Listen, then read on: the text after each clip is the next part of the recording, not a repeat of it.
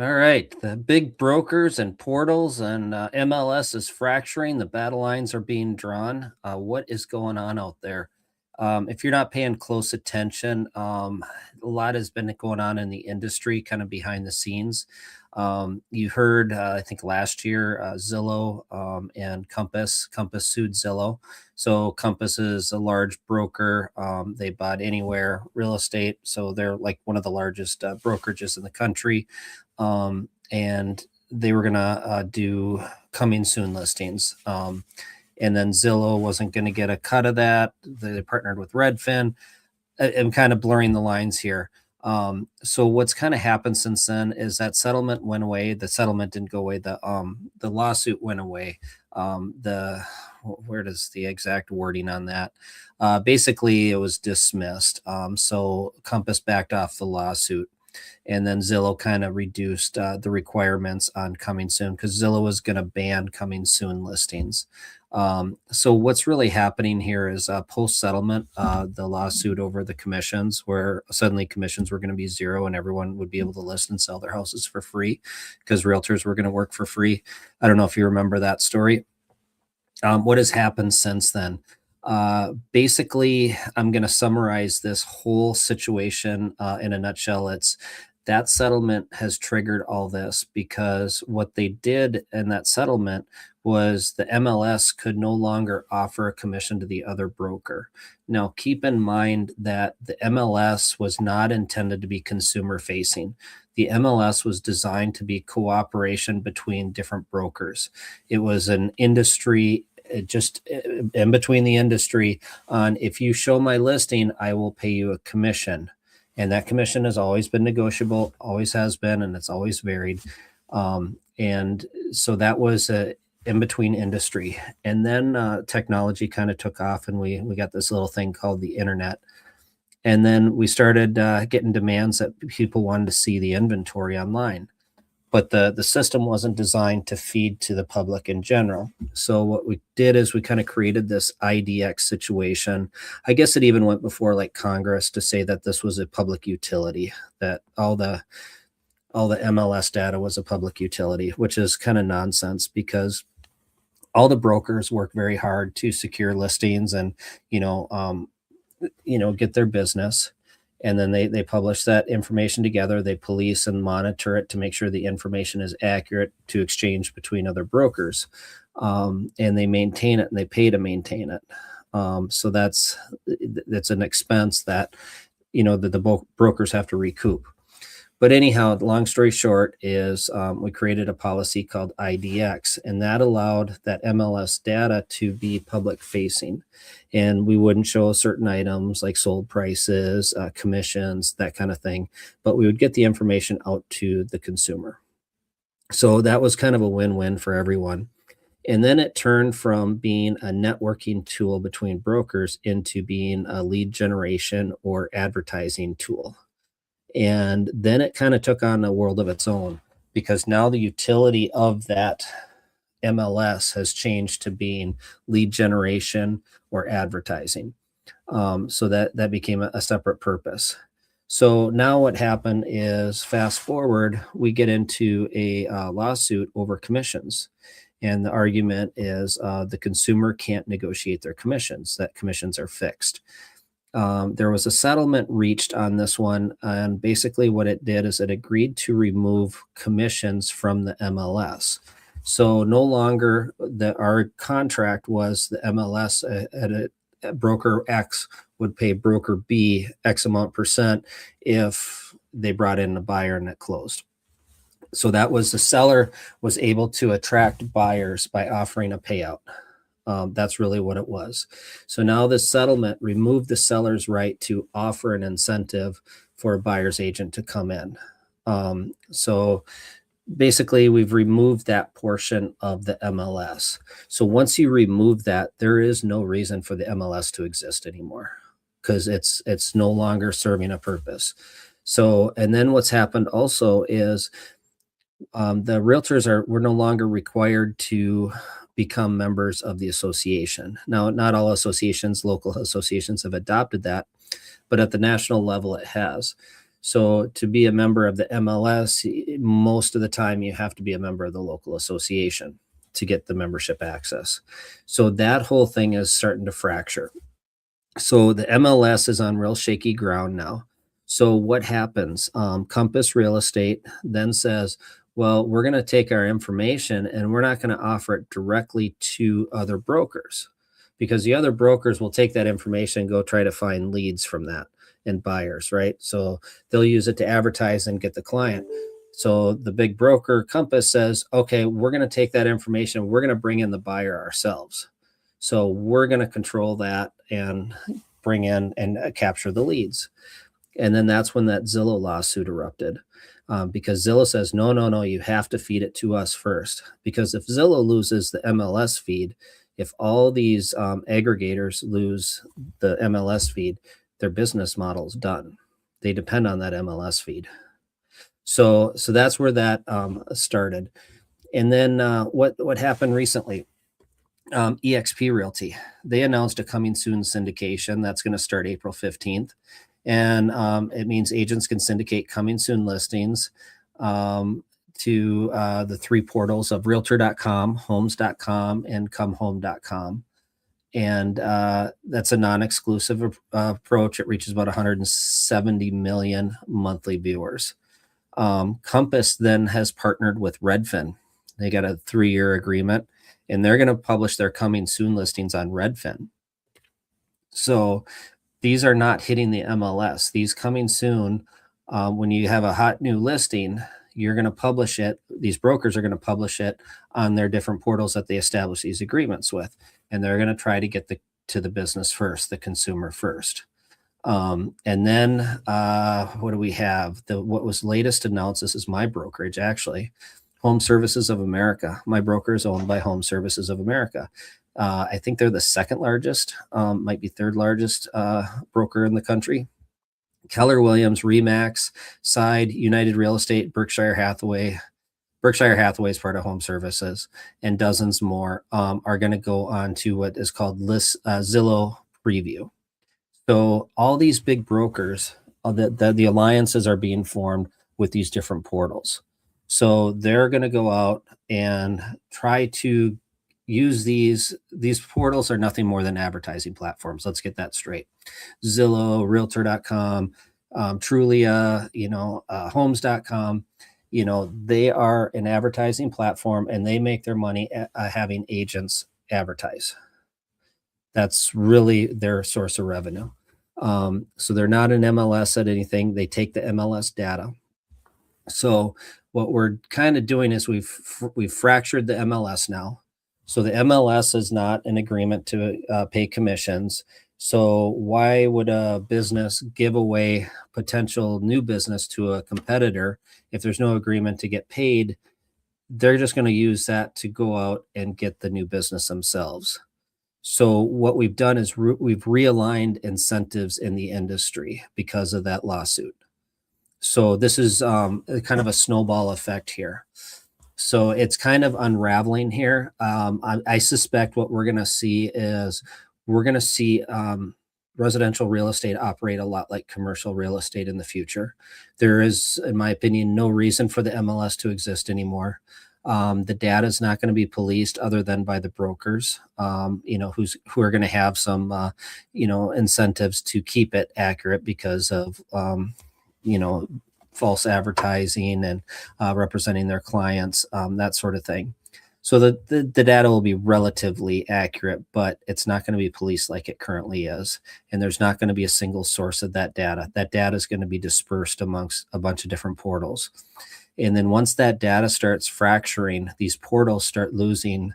Like Zillow had basically all the inventory. They're not going to have all the inventory anymore. They're going to lose 20% of it or 10% of it as the new listings peel off from these other brokers. So it's a competition for survival. The portals are dependent on the MLS, and the MLS is fracturing. So we're going to see a very different landscape in the future. How does the consumer benefit? They don't. That lawsuit had nothing to do with the consumers. It was strictly to line the pockets of attorneys, in my opinion. And we're kind of seeing the fallout from that now. The consumer never seems to benefit from these. It's just follow the money. Where did the bulk of the money go? So that's the unfortunate consequence of this. Now, technology may take, and this is where I don't know how AI, there may be some AI ability to aggregate all that data online and compile it. So you might be able to go into your Grok or your Google AI or whatever and say, hey, get me all the listings, properties for sale that meet this criteria. And maybe it'll just go out and it'll scour all these different aggregators, portals, and broker sites and try to compile all the data. So maybe the consumer won't be impacted because technology just happened to create a landing net. But right now it's fracturing. We're seeing that landscape change quite rapidly. A lot of us in the industry aren't really quite aware of the fallout of this yet. We're just kind of seeing some strange alliances start to form. We're seeing the battle lines being drawn as these bigger brokers start to partner with these portals. And then as far as that post settlement goes, that is supposed to disrupt the commissions. The commissions did dip. The buyer side commissions dipped to about 2.3%, 2.36% in late 2024, but it's rebounded to about 2.42%, 2.43% in 2025. So that is it kind of bounced down and then came right back up. So it's really had no impact on the actual commission. All it did was fracture the MLS. So the core dispute between Zillow, I kind of covered that. And the what we're also seeing that I wanted to touch base on was Zillow has on it now, and I think homes.com does too, if I understood correctly, is ability to add the listings directly. So it's not just a feed from the MLS. Brokers are able to go in there and add their listings directly without the MLS feed. So why do they need that? I think we all kind of see what's coming down around the corner. This is going to take some time to evolve. I think we're in that normalcy bias where everyone is like, well, this is the way we've always done it. We can't do business without the MLS. But the bottom line is the realtors have always used the listings to generate business. And what we did in the past is we would use it to advertise in the newspaper. We'd use it to put our name right or sign and, get drive-by traffic and phone calls that way. Your little name below the real estate sign with your phone number on it. Your little ad in the paper. Sellers love to see you ad in the paper, the open houses. You'd use that to generate and get more business. It wouldn't necessarily sell that particular house, but it would generate more business that you would then either find someone else that was interested in selling or find a buyer to go find something else. And then the MLS was an agreement that you could go show other brokers listings with a clear cooperation that you were going to get paid a commission. If you brought a buyer in exchange, you would pay them a commission if they brought a buyer. So that's kind of how the industry functioned, but that has been severed. So new rules are being drawn. It's going to be brokers. They function with they try to get business. And this is going to be the way business is being drawn. It's the portals are nothing more than an advertising platform. They're not there for the consumer. They are there to make a dollar by advertising to consumers and collecting the money from the brokers and agents. So that's what I got on that one. I'm going to roll into, it looks like we got Thinking Time is here. Hello. Greetings from Chicago. Yes, you did catch me live. I tried to give a little advanced warning this time. Normally I just jump on and hit stream. So Zillow's stock price, this is okay. I'm not aware of what the stock price is doing. Zillow's stock price has dropped from the 60s when you brought up the problems almost a year ago to low 40s now. Interesting. I have not tracked that stock price. And then what are your thoughts on AI usage with the new Hepner versus United States ruling? I'm not familiar with that one.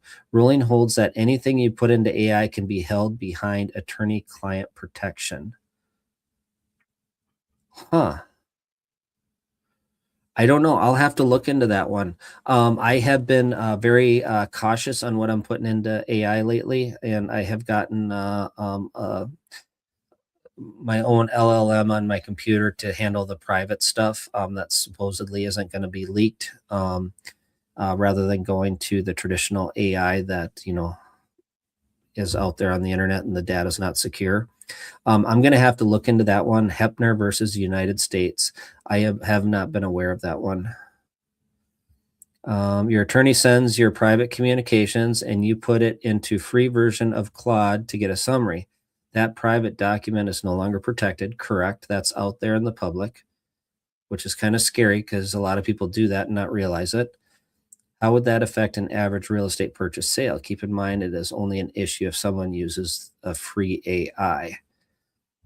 Um, the contracts, the purchase agreements are already public information. Our local bar association publishes their version of our association documents.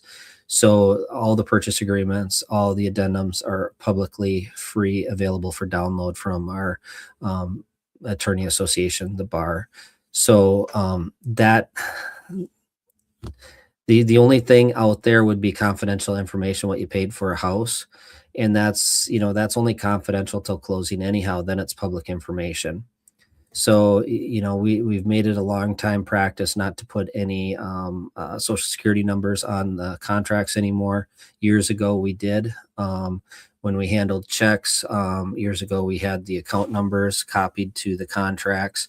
Now, then we started taping that off so those wouldn't be photocopied and scanned in.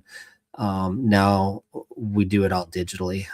Everything's handled by a third party app that collects the earnest money. So none of that data is truly confidential after closing. Now, let's say the property doesn't close. There is some data that could probably be scraped out there to, if you were nefarious, you might search the property address. If something was pending and then went back, maybe you might find that data floating out there somewhere where you saw what the seller accepted on a previous offer. That would be kind of my concern on if that data went public. But as far as the actual contracts, there is a copyright on our purchase agreements through the Association of Realtors. But like I said, the attorney association just provides those for free to the general public anyhow. So it's not like it's a real trade secret out there. The contracts have to be written in plain language that the consumer can understand, and they're pretty straightforward, pretty clean. But sometimes you do want AI to kind of explain it in a little simpler language. So, yeah, interesting world with AI. I've been playing with that more and more, and I went into it's Open Claw. I started with Iron Claw, and it had so many issues. And then I started installing Open Claw. Had a lot of issues, and I'm talking to AI agents, and yeah, you can do this, you can do this, and yeah, it'll maintain your website, and it'll do this and this and this. And then when I actually try to do it, oh yeah, but you have to okay it, and you have to copy and paste it into there. And I'm like, well, then I'm working for the AI. It's not doing what you said it would do. So I'm not finding it, and I know there's a governor on there to prevent the out of control AI from taking the helm without any reins on it. And I think that will be lifted at some point. But right now, they kind of have the brakes on it, the governor on it, to prevent that from running out of control with someone like me not knowing what they're doing and giving it full permission to run my business. And then I have no control over it. So that's kind of my frustration with it now. There's a steep learning curve because it's not real consumer friendly yet. You have to be kind of techie to troubleshoot it and figure it out. There are some individual apps that will do specific tasks that seem to be more consumer friendly, but I'm still playing with it. It's exciting. I think it'll be good. It's going to be a little slower than I thought. I think there's a lot of hype behind it. But I think in the big picture, it's going to be fast, but I'm expecting fast, so it feels slow, if that makes sense. But no, that's very interesting on that Hepner versus United States ruling. I had not been aware of that. I'm going to have to look that up. So I appreciate that. And then that was from Roberts. And then I just thought that was from Thinking Time. Thanks, Roberts. And then that's what I got for today. Do you guys have any more questions before I sign off? How do you think this is all going to play out?